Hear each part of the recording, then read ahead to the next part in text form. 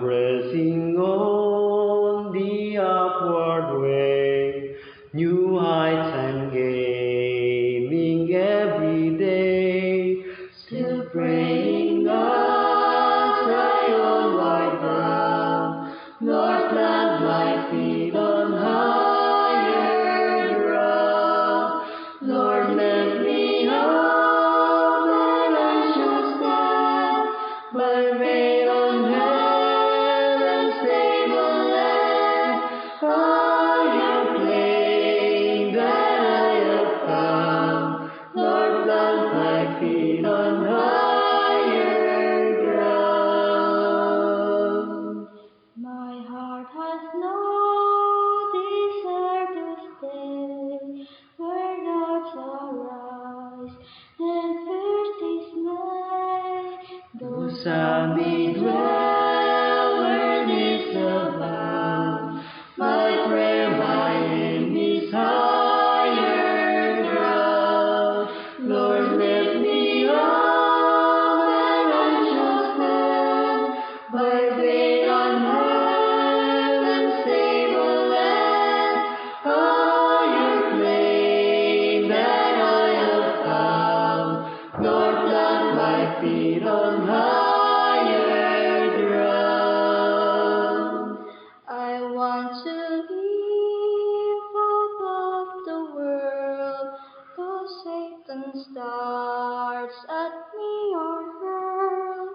For faith has caught the joyful sound, the song of saints on higher ground. Lord, let me hope that I shall stand by faith on heaven's stable land, higher plane that I have found, Lord, plant my feet on higher ground.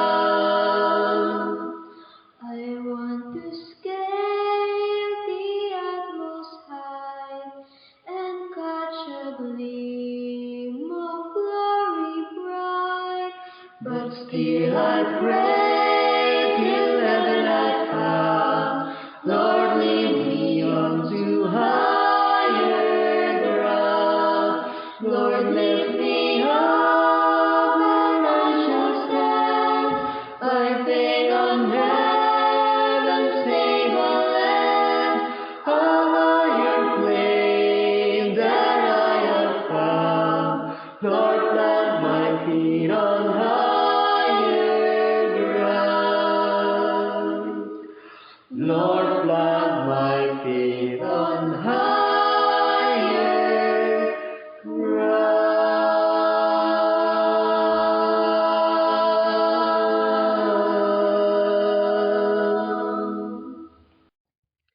A blessed moment again to all of you.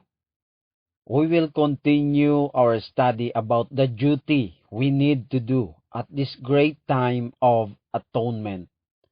Our Savior gave a warning to every soul who desire eternal life. Take ye heed, watch and pray, for ye know not when the time is. Watch ye therefore, for ye know not when the master of the house cometh, at even, or at midnight, or at the cock crowing, or in the morning, lest, coming suddenly, he find you sleeping. And what I say unto you, I say unto all, watch. In the warning to watch and pray, our Lord has indicated the only safe course. There is need of watchfulness. We should watch not only for the actual coming of our Lord when He will appear in the cloud of heaven, but we should watch ourselves at any time. And take heed to yourselves, lest at any time your hearts be overcharged with surfeiting and drunkenness and cares of this life, and so that they come upon you unaware.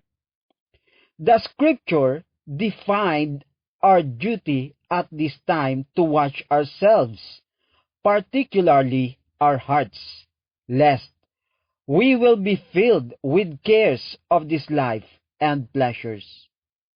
Why our Lord in Luke 21 verse 34 warns us to watch our hearts from worldliness? Simply because our hearts in its natural state are inclined to do wickedness. The heart is deceitful above all things and desperately wicked. Who can know it? Human heart is blind to its own true condition. In its natural state, it is evil, covetous, deceitful, blasphemous, foolish, proud. Its tendency is to moral corruption. Christ himself testified that human heart is wicked. Out of the heart of man proceed evil thoughts, adulteries, fornications, murders, thefts, covetousness, wickedness, deceit, lasciviousness, an evil eye, blasphemy, pride, foolishness. It is difficult for us to understand ourselves, to have a correct knowledge of our own heart. We may pretend that our heart is right and that it abides to the will of God. But the heart is deceitful above all things and desperately wicked. Who can know it? Self-flattery may be construed into our emotion and zeal.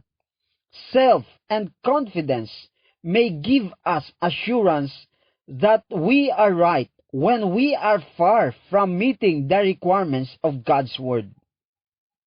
There is liability to self-deception. Then, what should we do to keep our hearts right? Keep thy heart with all diligence, for out of it are the issues of life. Keep thy heart with all diligence is the counsel of the wise man, for out of it are the issues of life. In the work of heart-keeping, we must be instant in prayer, unwearied in petitioning the throne of grace for assistance. We should come to God in earnestness and humility, pleading for help to purify our heart. This should be our prayer. Create in me a clean heart, O God, and renew a right spirit within me. The Lord purifies the heart very much as we air a room. We do not close the doors and windows and throw in some purifying substance, but we open the doors and throw wide the windows and let heaven's purifying atmosphere flow in. The Lord says, He that doeth truth cometh to the light.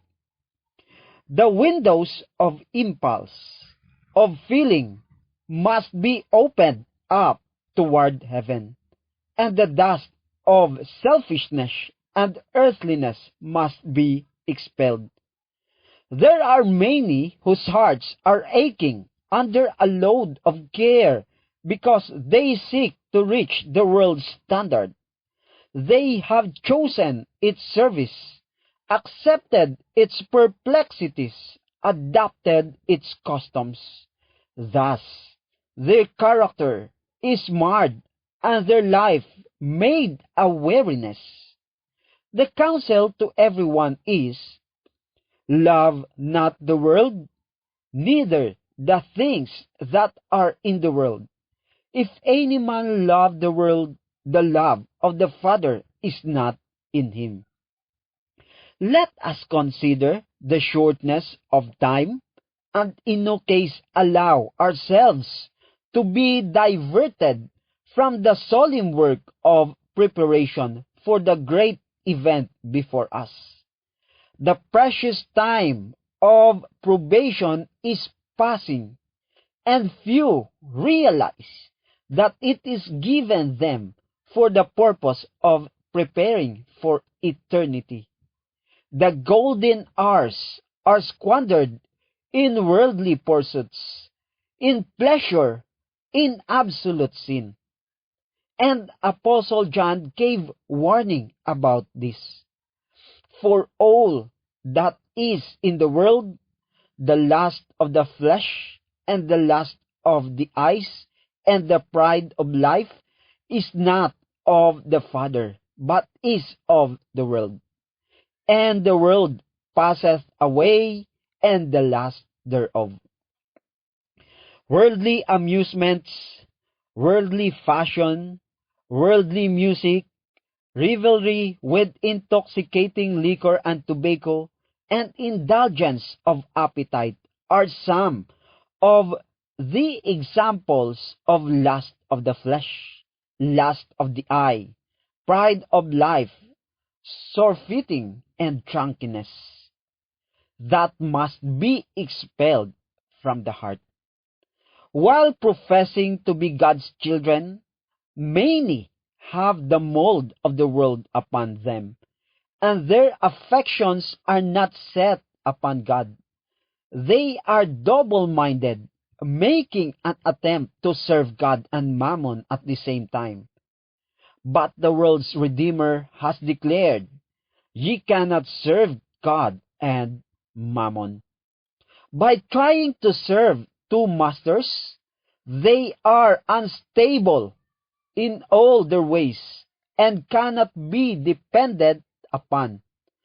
To all appearances, they are serving God, while at the same time in heart they are yielding to the temptation of Satan and cherishing sin.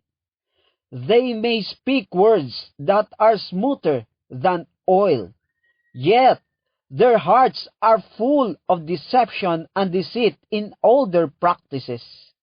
Professing to be righteous, yet they have a heart that is desperately wicked. The explicit command to everybody is, "Purify your hearts, ye double-minded."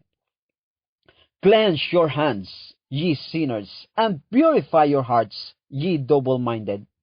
The work that is essential to be done by us is here clearly defined. It is a work not agreeable to the inclination of the human heart, but unless it is done, the soul is not in a condition to appreciate the purity and perfection of the character, and in no condition either to understand the offensiveness of sin. Friends, our duty, happiness, future usefulness, and final salvation call upon us to sever the tendrils of our affections from everything earthly and corruptible. Something happened.